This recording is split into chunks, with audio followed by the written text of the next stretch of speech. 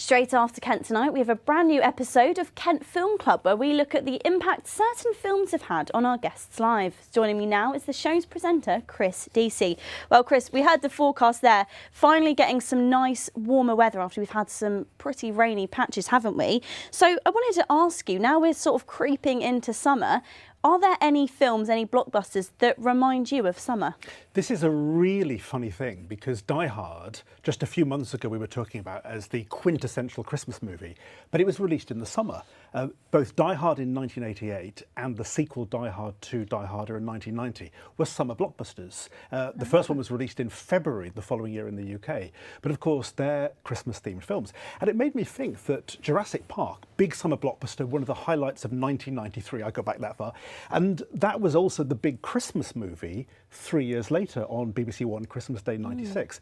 Batman, very dark film, very noirish Tim Burton film from 1989, was the big blockbuster of 1989. A couple of years later, it was the big Christmas movie. So I always associate Christmas movies, summer blockbusters, interesting that I got them mixed up there, but the summer blockbusters as the sort of film that you then watch on the small screen when you're all huddled together with the fire burning in the background at Christmas. So it's interesting how films are very good at subverting that. One of the blockbusters this year is Twisters, which is a sequel to Twister, which was one of the summer blockbusters in '96. So it all comes full circle, and that's a film about the weather.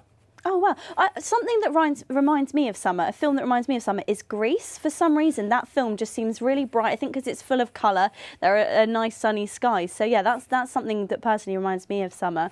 And just before we go, tell us what's coming up on tonight's show. So we have Lawrence Jackson, who lectures in film and screenwriting at the University of Kent, and A Picnic at Hanging Rock, which is not exactly a summer film, filmed in or set in 1900 on St Valentine's Day, where the wilderness is one of the settings. So landscape, and I suppose to an extent weather, actually plays a part in his film, because I'm reading everything into this now.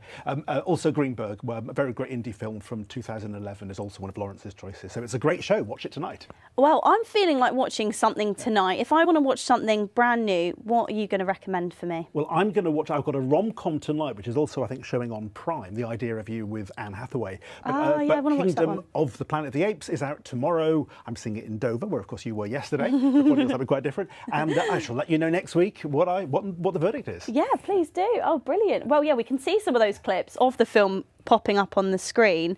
Very quickly, are we seeing too many sequels being remade? We don't have long till our break, but are we seeing too many sequels being remade all the time? I think sometimes, there's another Fast and the Furious film. I've even lost count. I think we're on to 11 or 12.